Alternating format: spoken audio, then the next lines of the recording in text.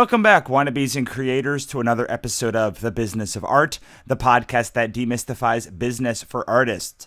Today on the show, we have Desireé Duffy, publicist and marketing book expert extraordinaire. But before we get into it, I have two quick announcements. The first is that my book, the book I wrote for you, Sell Your Soul, How to Build Your Creative Career, all about making great content, selling it, building an audience, and launching products, is available on Amazon at GoSellYourSoul.com. Seriously, if you've enjoyed any of these shows, but especially if you've enjoyed these shows and are like, man, I wish I had a guide so I don't have to jump around to all of the episodes, this is your book. So head on over to GoSellYourSoul.com and check it out. Secondarily, my friend Tyler James, who runs the Comics Launch podcast, is doing another 5-day Kickstarter challenge, and he has a special message for you. Here it is. Hey there, Business of Art podcast listeners. This is Tyler James from the Comics Launch podcast, which is crowdfunding for writers, artists, and self-publishers on Kickstarter and beyond. First, I want to send a quick congratulations to Russell for the publication and launch of his new book, Sell Your Soul. I bought my copy. It's great, and I strongly suggest you head over to Amazon and get yours as well if you haven't already.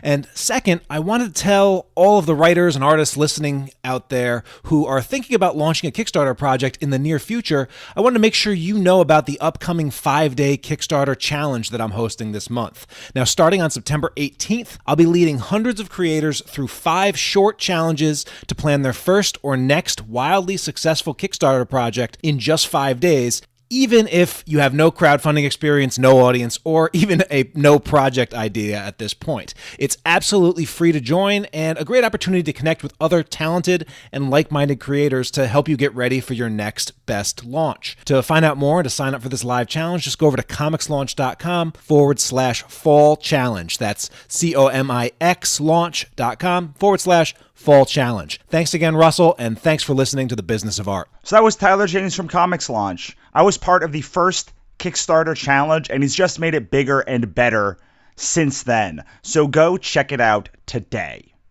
Now, a note before we get started. Some of you who are loyal listeners may know that I've been having a lot of problems with my computer and with recording. I've had a couple of episodes that didn't pick up the microphone that I use and instead decided to record into my computer.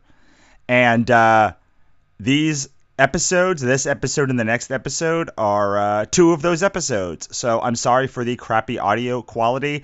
Luckily, my computer decided to record perfect audio for the guests, which is what's important. But I sound like shit. And I'm sorry about that. I'm trying to fix the problem. I didn't know it was a problem again until after I recorded and batched these 2 episodes. So, I mean, I get it if you don't want to listen to these episodes. I think they're still great. And Desiree and Matt Harry next week are fantastic guests. You just have to put up with the fact that, like, my audio sounds like garbage. If you can do that, you're going to get a ton of value out of this one. That being said, let's get on with this episode with Desireé Duffy. Take it away, Desiree. Tell us what you're passionate about these days. Right now, with us entering fall and the holidays looming right around the corner, I'm really passionate about getting authors motivated to start their holiday marketing now. Actually, in many cases, they should have already started. I see it all the time. People come to me at the 11th hour and say, hey, look, I just launched my book. Now it's time to start the marketing. And yeah, I can help you, and I'll get you into the Authors Network, which is my premier service. And we'll be able to make a dent, but really your marketing starts in advance. And when the holidays are coming up, especially, I mean, you got the fall season, right? You've got Halloween, and then we kind of fall into November with Black Friday, Small Business Saturday, and then obviously Christmas and all the gift-giving holidays. And then even after that, people get gift cards for Christmas. They need to go shopping on Amazon. You need to encourage them to go buy your book. So there's a whole strategy that people can put into place, but it's really hard to do if on November 1st they're like, oh, hey, wow, I need to start my holiday marketing now. I'm already booking. I just booked an interview with one of my authors at the end of January. So in a way, you have to think of it this way. If you're doing PR and marketing, it's actually rude and unprofessional for me as a publicist or for an author who's trying to promote their book to go to media outlets, to go to radio stations and blogs, etc., and try to get an interview or a book blurb or some kind of media done in the 11th hour, because then you're not respecting their time either.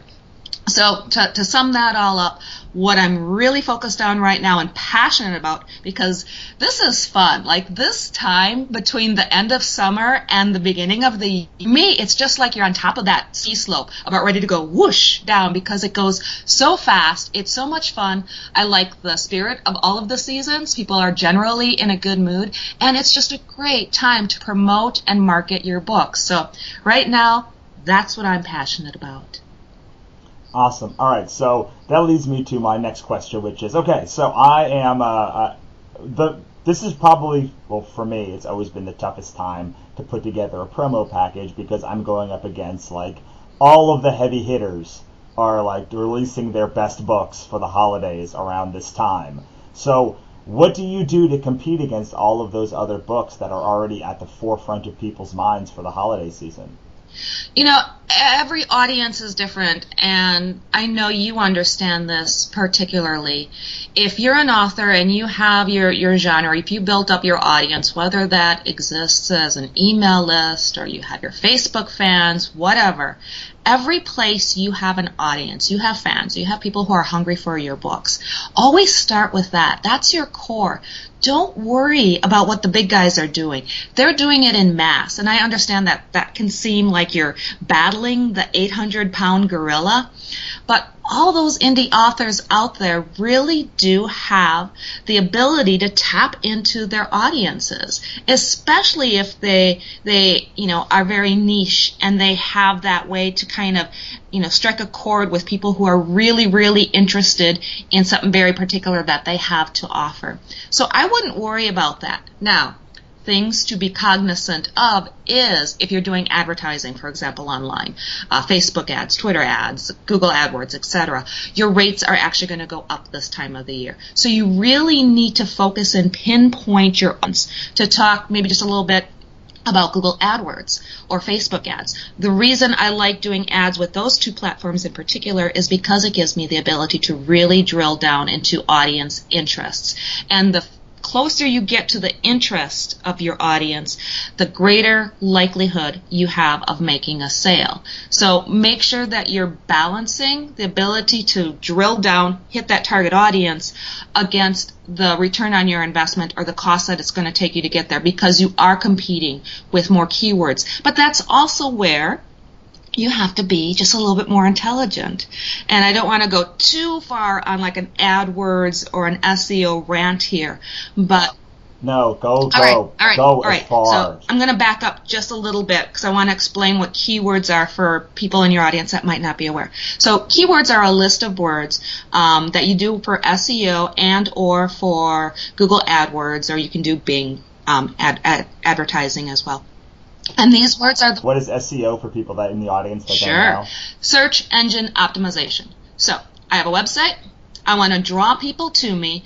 One of the very first things I do is make a list of keywords. These are the words that people are going to type into Google or Bing or whatever to find my website. And when you're doing this, a lot of first-timers or people who kind of understand what's going on but not really will put down things like, well, I wrote a book, so when people look for books, I want them to find me. And I'm going to say, no, we want to go into more of your long-tail keywords. In other words, your keyword phrases, several words that people might be searching for. I want to find people who are ready to buy books or recommend a new book. And then I'm even going to go further and I'm going to really think about my genre. Doesn't make sense for me to pull people to my website as somebody who writes horror novels and thrillers if they're looking for romance novels. They're not going to convert. So you really got to think about the words, the keywords, those keyword phrases that are pulling people to your website. Now that's SEO. Again, search engine optimization, and it's an organic approach. Organic means you basically don't, quote unquote, pay for it as advertising. Though if you're going to do it and you're going to do it right, you probably want to hire an SEO specialist. Otherwise, you're just going to be spinning your wheels. Now, on the flip side of that, there's Google Adwords. And again, Bing and all of the search engines offer their variation of advertising through keyword search. It's called search engine marketing, or SEM. You've probably heard that term before. And so again, get into the mind of the consumer now, they're shopping. They're looking maybe during Small Business Saturday because they know they want to find something for their niece. You want to make sure that you have keywords in place that pull them to you and your very particular book. Now, the big guys, they're doing SEM too. Trust me, they are.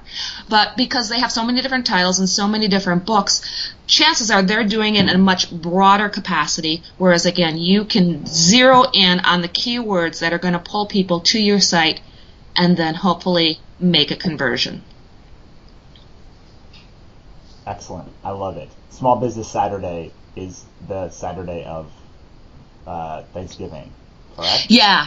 I mean, you kind of have one thing kind of plop into the next one there with Black Friday, and then the whole idea when Small Business Saturday started was, hey, all these small businesses kind of need their special day too, because Black Friday tended to be for your big box stores, your Walmarts and such like that with their big, huge sales. So, again, as an author, whether you're an indie or even if you're with one of the bigger publishers, you can take advantage of Small Business Saturday sales and things like that because, again, you're getting into the mindset of the consumer. So if they're thinking to themselves, I want to support somebody who's small, well, who's better to support when they're small than an indie author, right? Right, exactly. So what would you say to an author who says, well, yeah, but when people come to my site during the holidays, they always wonder if it's something that that what their family wants, because like my family has their families have Christmas lists, and when they come to my site, they're looking for something that their family would recognize. Like what would you tell somebody to overcome their fear of doing ads because of that reason during the holiday season? I think when people are shopping online, a lot of times they might have somebody particular in mind. It might be for their granddaughter. Imagine grandma sitting there searching for a new YA novel for her granddaughter. So you can actually, again, optimize your site and make the look and feel and perhaps even offer packages that kind of cater to grandma who's doing that search. You can present your product. And again, it's hard to say because you have to actually look at the individual author and the books that they offer to kind of see how you can position them so that when the consumer gets there, they say, oh, that would be great for Uncle Ben, or that would be perfect for, Aunt Gertrude. But I think there's ways that you can do it. And one thing, too, that I like to do sometimes is actually do holiday gift baskets so that when people order the book, they get a few other goodies along with it. So it kind of feels like a well-rounded gift. You can throw in things like, chocolate candy bars and hot cocoa, coffee mugs, things that you can basically get for relatively cheap to kind of augment your product that you're selling. So again, I think it's just a matter of really thinking about what the consumer thinks and feels when they get to your site and responding to that. You can take your one book, if you have just one book, you can take it and package it, quote unquote, package it in different ways. Take a cue from consumer goods. Think about how you can see virtually the same product over and over again, packaged and promoted in different ways. One of my favorite brands of all time is Reese's Peanut Butter Cups. Now, when we think of Reese's Peanut Butter Cups, we think of the candy bar, right? And then there's Reese's Pieces. And then there's Reese's Pieces breakfast cereal. There's cake flour and cookie mix and all of these other little sub-brands. And the reason that Reese's is doing that is because they can appeal to different people. So now they're not just interested in the person who is buying a candy bar. They're thinking about the grandmother who's cooking for her grandchildren. They're thinking about mom who's pouring breakfast cereal for her kids. They're thinking about the many different ways that the consumer is actually going to consume and want to consume that product. I love that idea. I love the idea of gift baskets and thinking of yourself as a consumer good. But let's say someone has one edition of their book. So they have a hardcover edition of their book. They don't have like a hardcover and then graphic novel and then a bunch of different things to package. Are you saying to basically make the book the centerpiece of a gift basket with a whole bunch of other stuff from other small businesses inside of it? Or like how would you go about like putting it inside a gift basket like this, like you're talking about? This is kind of off the top of my head. For example, say we have one book and we're just going to kind of give it a general thriller fiction type category. What if we put it into a very masculine gift basket so it could fit the male reader? Something along the lines of, a sturdy coffee cup and maybe a little thing of, instant coffee with it, and, a manly looking candle. And then on the flip side, if we were going to market that same book to a woman who might want to read it, we can do maybe some gourmet tea with it or fuzzy socks, things like that. So again, it's the same product. It's just a different type of a gift basket so that they can give that gift basket to Uncle Joe or to Aunt Gertrude, and either way, it's going to work. Again, it kind of goes back to the genre and the type of book. You're going to have a hard time probably packaging up a YA novel with a female protagonist for good old Uncle Joe, but there are ways where you can kind of dig down into your different layers of your demographics to appeal to them. Awesome. I love it. And this is all happening on your website, right? So you're driving all of this traffic to your website, not to Amazon. I like to drive traffic to one's website just because I feel that is the hub for everything that you have. From there, if you want to drive people to Amazon, you can. I think we as authors, we all have this love-hate relationship with Amazon, don't we? And it just boils down to no matter what we do, the consumer is always going to feel more comfortable making a purchase on Amazon. Chances are they're an Amazon Prime member. They feel comfortable because they know the brand, they can trust it. Everybody gets a little bit leery when we go to a website and that website is asking for our information and our credit card, etc. So I recommend drive the traffic to your website as much as you can, but once they get there, give them a very clear option to go to Amazon or Barnes & Noble, iTunes, wherever, to make the purchase, because at the end of the day, people are going to buy where they feel comfortable, and you don't want to lose a sale because you're trying to force them to buy only from you. Absolutely. I love that as well. Could you, so as a publicist, could you talk a little bit about how to put together an appropriate press kit, or like what you're looking for, what you send out to people when they ask for a press kit? It is amazingly simpler than most people imagine, but also a little bit more complicated because of the fact that it's simpler. It is rather akin to when you write your novel and then you have to go back over it and edit it.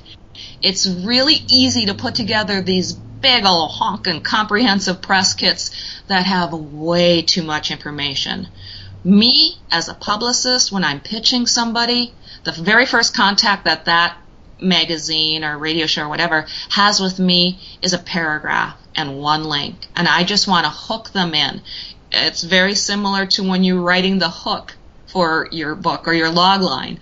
I just need to interest them in the topic or the stories that my author can tell. And then after that, I need a bio.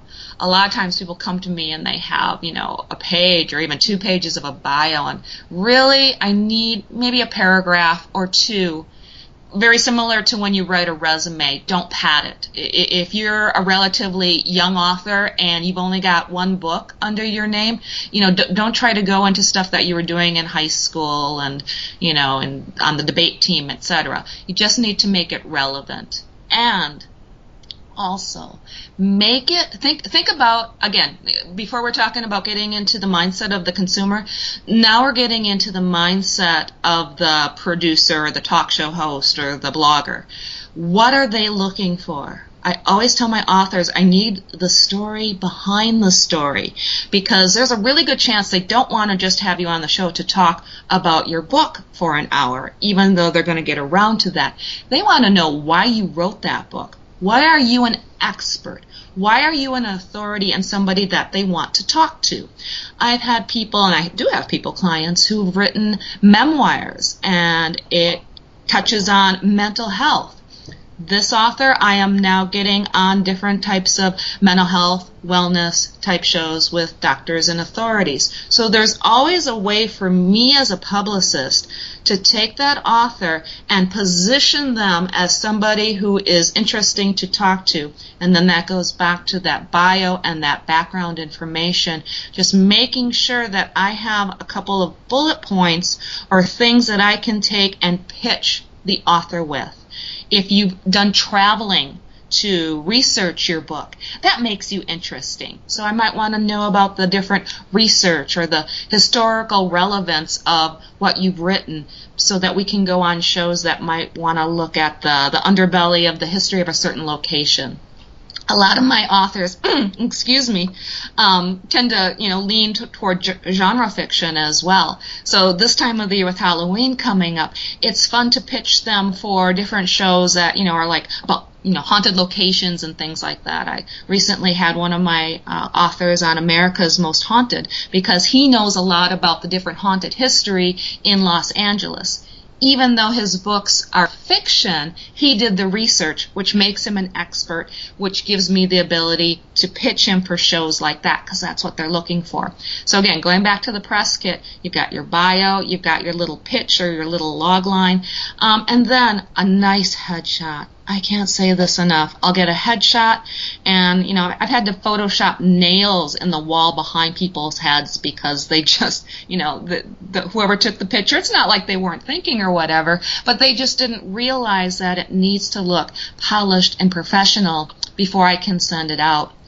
Again, you're not doing yourself any favors. If I send a headshot to major media and it doesn't look professional, it's instant, right? We just like we do judge books by the cover, we're going to judge that author by that headshot, and we're going to think, wow, they couldn't even spend a little bit of extra money or have a friend even do a nice headshot.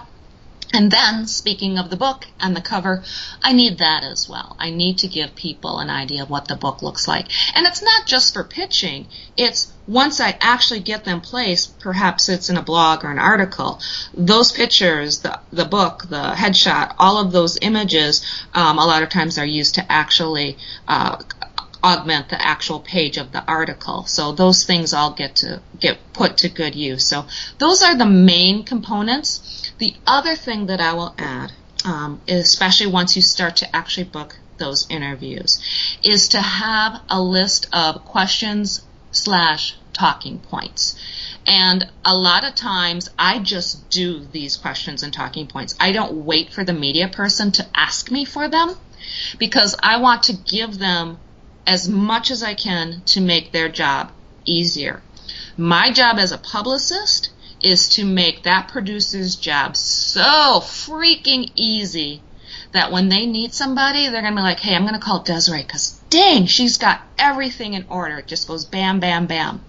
If I make their job easier, they're more likely to book my authors and come back again and again. So with those talking points questions, a lot of times I'm feeding them exactly what they can ask of the author. So it could be something of, let's talk about their trip to Costa Rica when they were researching this book. Things like that. It's almost like little prompts, again, to help the host or the writer get through that article or that interview. And again, it's all what it boils down to. It's all a matter of making it easier for them so that they want to cover you. I love that. Because this is what I usually get. I understood this in theory when I was before I started having my own show. And now I have my own show. I can't tell you how much time I spend going through finding headshots, finding bios, going to websites, and seeing that the bios really don't say anything or they say too much. I like doing my own research before an episode goes on, and so I don't mind if you don't have talking points or such, especially because of the format of my show. But there are definitely shows where they want to hit every talking point. If you go on Entrepreneur on Fire with John LeDoom, it's like he has a very strict format. So I love this idea of thinking like a publicist, or thinking like the podcaster or the interviewer. How can I make this easy for them so that they want to carry my interview the next time? We're very short-sighted, but this is like a long-term approach of, it's very hard to find a good contact, a good press contact. It's not easy. I assume it's not even easy for you when you're trying to reach out to new people. Easier now, but to email a bunch of people cold is not easy. So when you find that person, you want to make it easy for them to want to work with you again and again and again and again, right? Exactly. Yeah, precisely. Again, especially me as a publicist, I've got several authors, and I'm always looking for a way with that. Say I'm working with a producer. It's like, okay, well, they just interviewed my next author, but it's always the next thing, right? It's like, okay, which one of my other authors are they going to be interested in next? So for me, it's all about the relationships and making their life easier.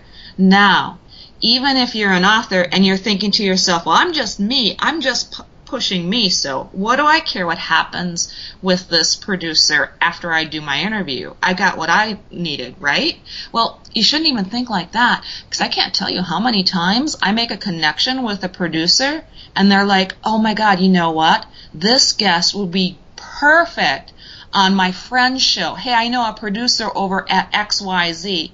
Do you mind if I introduce you? And then bam.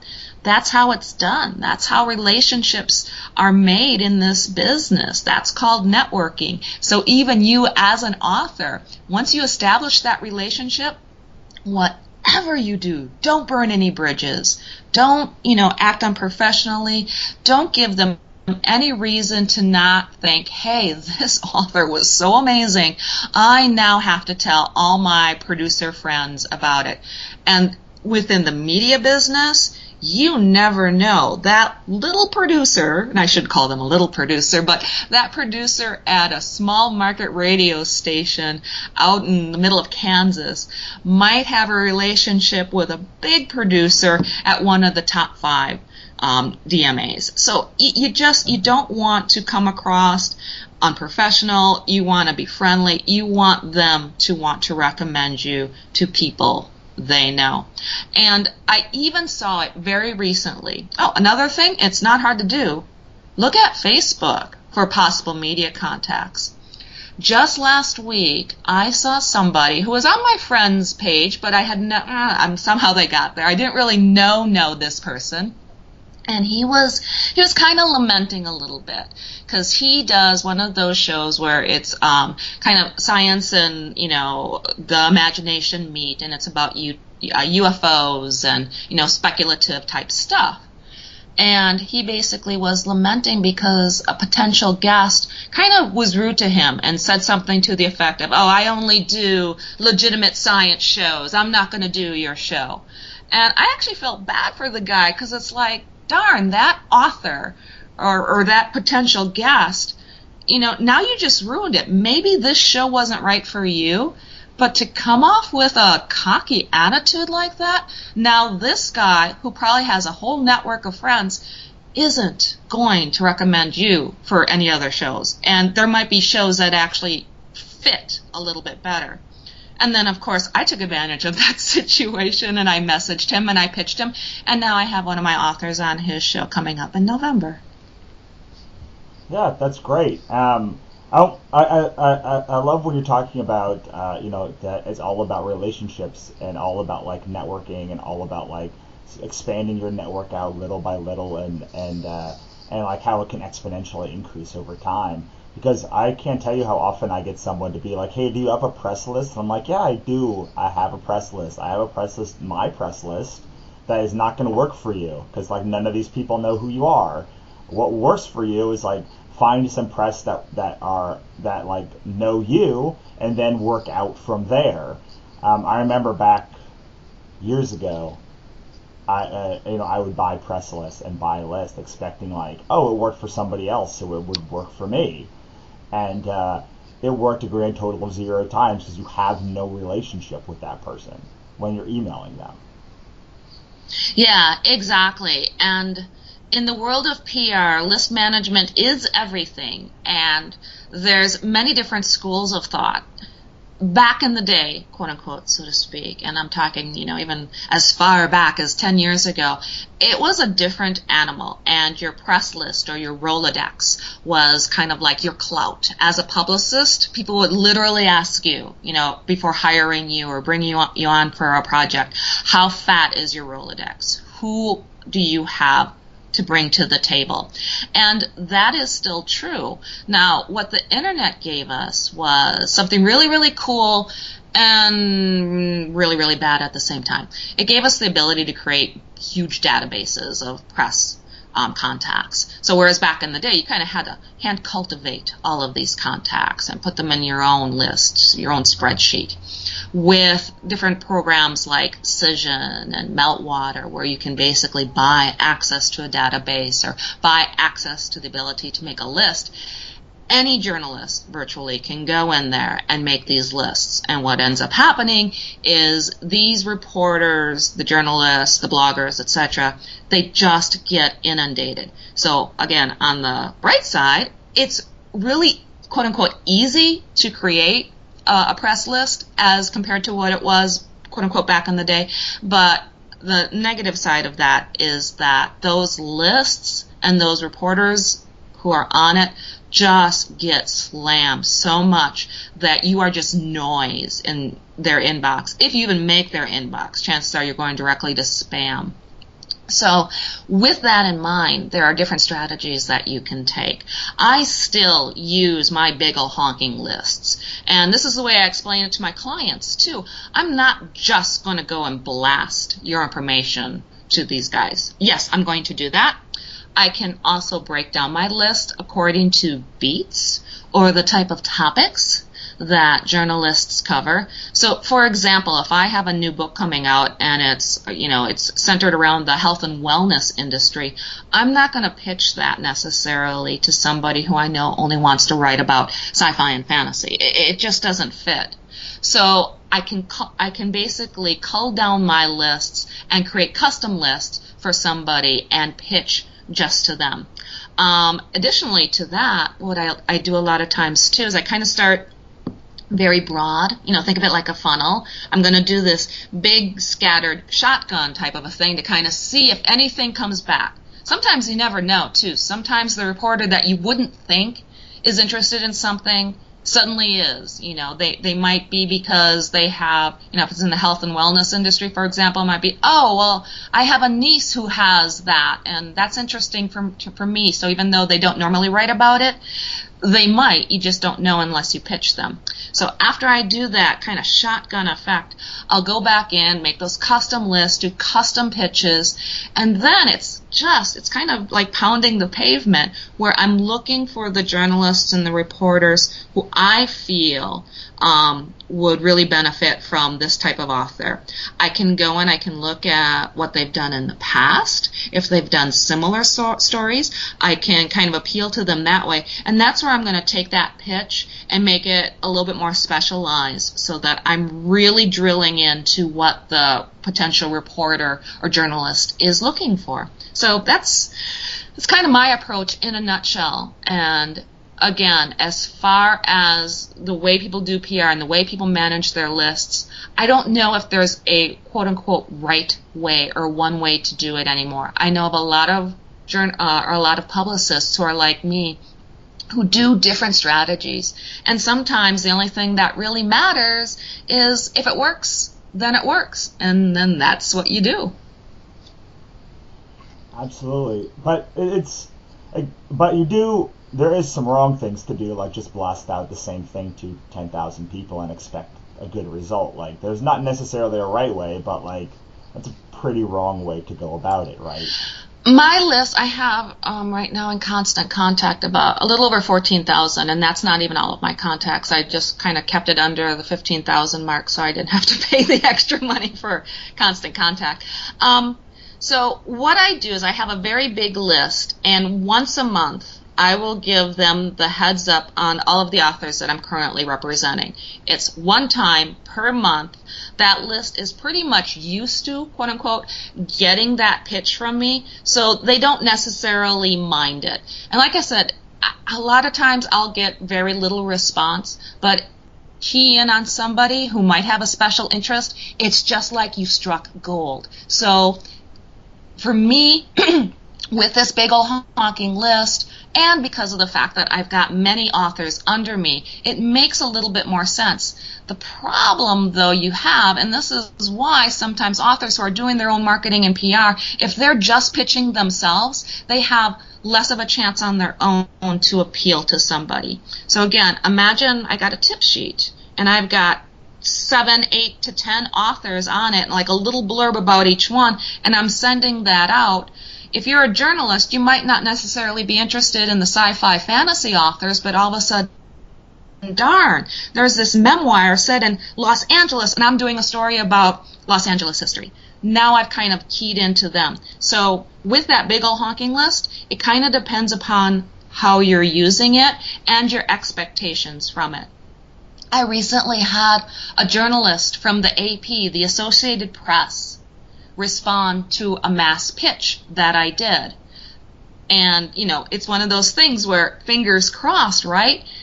A pickup like that could just take an author and push them over the edge. So I wouldn't necessarily discount the big honking pitches, but then also be aware of how you're using it. If you're an individual author, it might not be the best strategy, and don't be disappointed if it doesn't work, because again, it's like you're mining for gold. You're not going to hit gold every time, but if you actually do, it could be huge. How long does it take for you to cultivate a contact or get a story through a pipeline? Is it often a quick process, or does it take weeks? Could you talk a little bit about how, what if I'm sending an initial email to somebody, the length of time that it takes and before that initial email or that initial pitch becomes an actual story? Oh, it varies. I will have producers who they're under deadline and they need somebody on the air with them the next day, and that they'll come to me. Or I might send somebody a pitch and I got lucky. I hit them at the right time. They're putting together their next month's schedule, and I can get people booked in for the entire next month. I've had that before where people have come back and said, okay, I want all your authors. Let's just plug in the dates for them. And then I think I mentioned a little bit earlier, I just booked somebody for an interview at the end of January. So they are somebody who I can tell this person is very organized, and she's like, okay, I do 2 or 3 interviews a month, and I like to book in advance. And she's just getting her calendar filled up because she's not the kind of person who necessarily flies by the seat of her pants. In addition to that, every type of media is different. Somebody who's doing a daily radio show, imagine that. Imagine being a producer on a daily radio show. Every day you have to have a guest. Every day you have to, plug somebody in. And you always are juggling schedules and people, can't make it, etc. So it can be really fast-paced, and it can give a publicist or an author who's kind of standing in the wings ready to go at any time the advantage, because you're always going to be there. Magazines, on the other hand, they might be doing, they are in many cases doing their editorial calendars, 6 months out, and that's the example I just gave you with the January booking. So it just varies, and when I am booking guests, I am dealing with all different types of personalities, all different levels of being organized. And I, as a publicist, just have to know who I'm dealing with, how to deal with them. And again, it goes back to the more organized I am, the more I have that headshot and the book cover, those talking points, etc. I've got my arsenal ready. So no matter what, I'm able to give that producer, that host, or that blogger the information that they need. So whether or not they need to get that interview turned around the next day or in 6 months, they're going to have everything that they need from me. Awesome. I want to talk a little bit about you now, and you are also an author. Could you talk a little bit? I actually met you at a GLAW's writing conference, and could you tell us a little bit about your book? Sure. Oh, yeah, thank you for that. Like so many people, and much like you, Russell, we tend to wear more than one hat.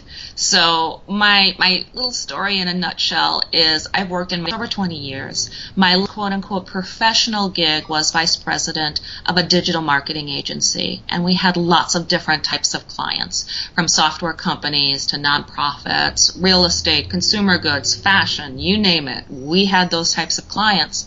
And in the meantime, I had written my own book, and I was really excited about it because I was able to, apply a lot of the marketing and PR.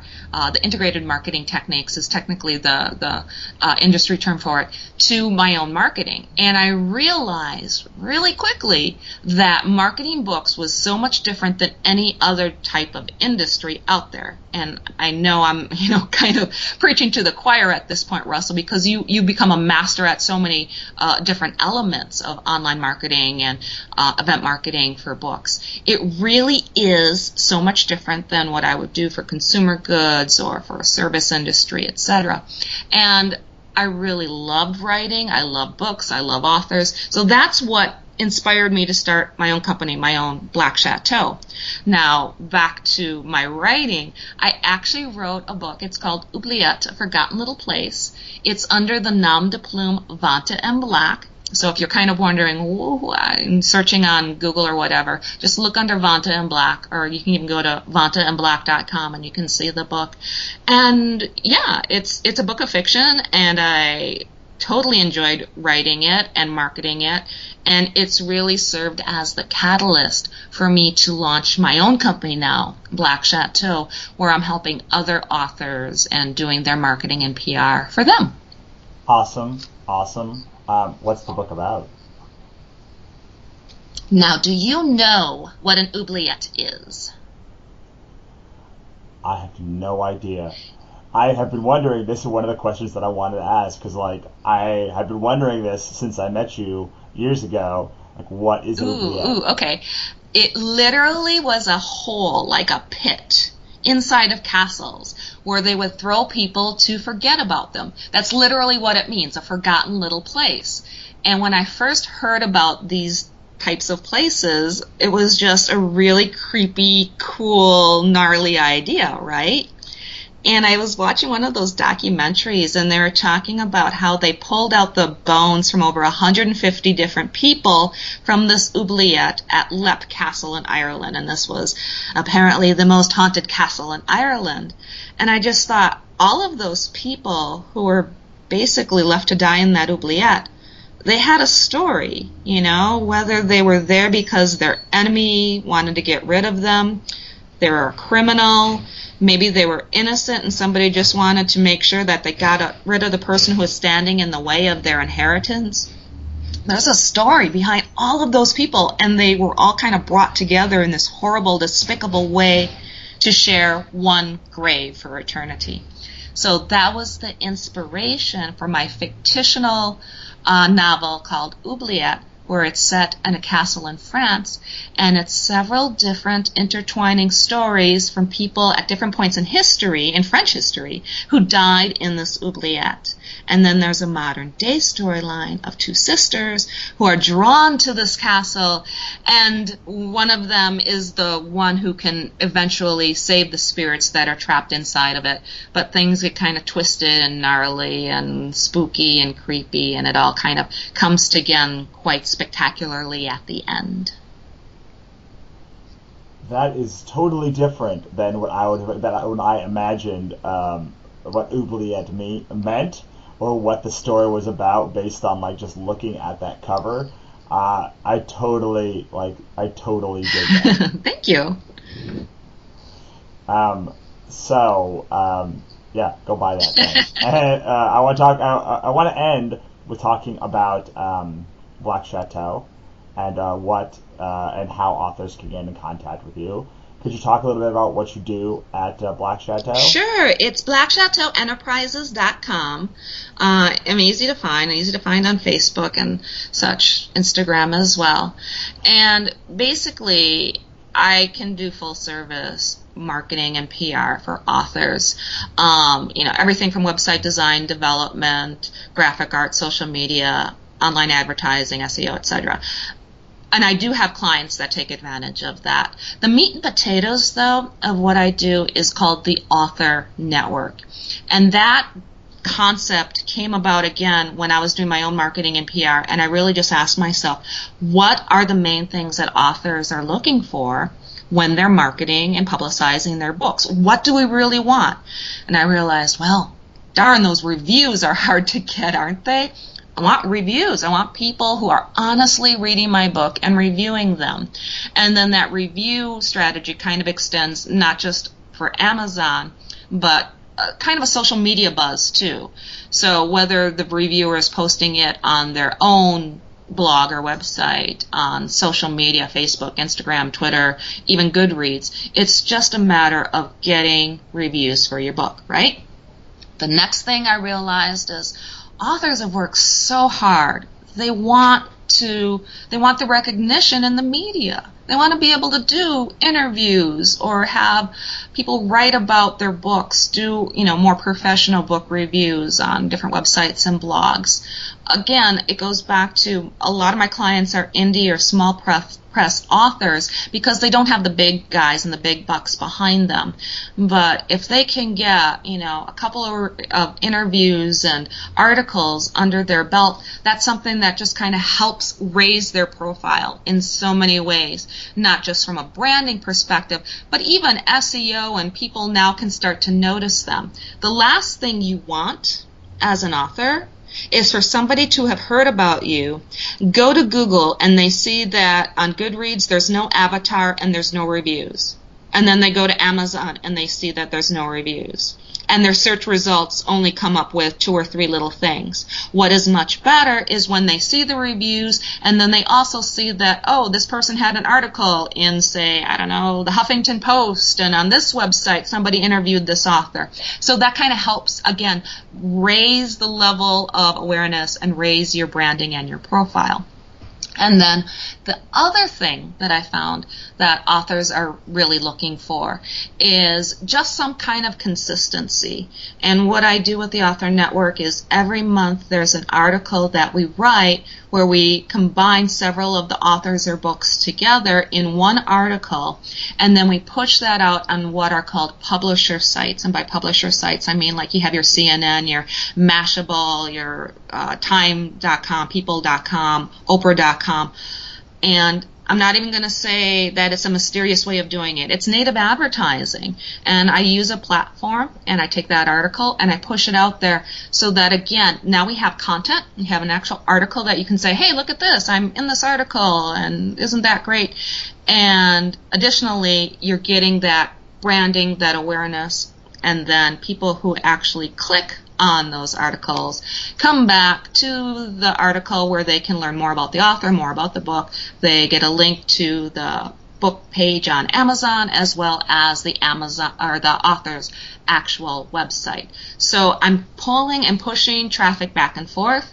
I'm giving authors content that they can use. I'm giving them social media buzz, and I'm giving them the ability or the opportunity, I should say, to get interviews and press coverage. And I package that up because, let me tell you this, Russell, and I'm not exaggerating, the same type of services bundled like that easily would cost you $3,000 a month from one of the big publicity firms.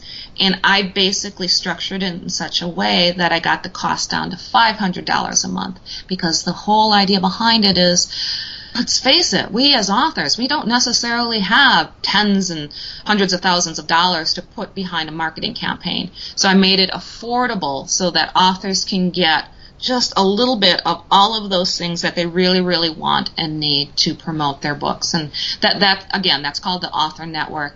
And that's kind of like the main meat and potatoes of what I offer with Black Château. Awesome. And if people wanted to find out about it, they would go to blackchateauenterprises.com, yes, right? Exactly.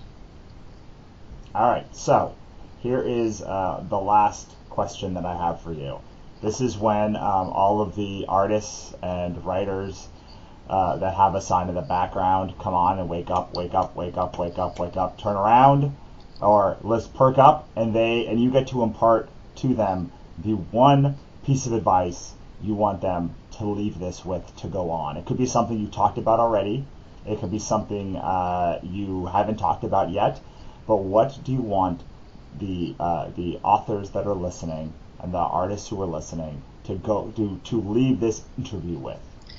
You need to plan your strategy. And as difficult as it might be to put on that marketing hat and that strategist hat when you're a creative, because I get it, I'm a creative, but then I also need to plan and strategize. You have to do it. Don't wait until the last minute to want to quote-unquote market your books.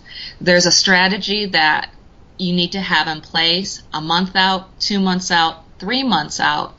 And if you're putting all of this work and blood and sweat and tears into your book, and you want it to go, ta-da, here it is, and you want to see a big splash, you can't expect to do that with only 2 weeks prior marketing and PR. You just can't. So you're not doing yourself any favors.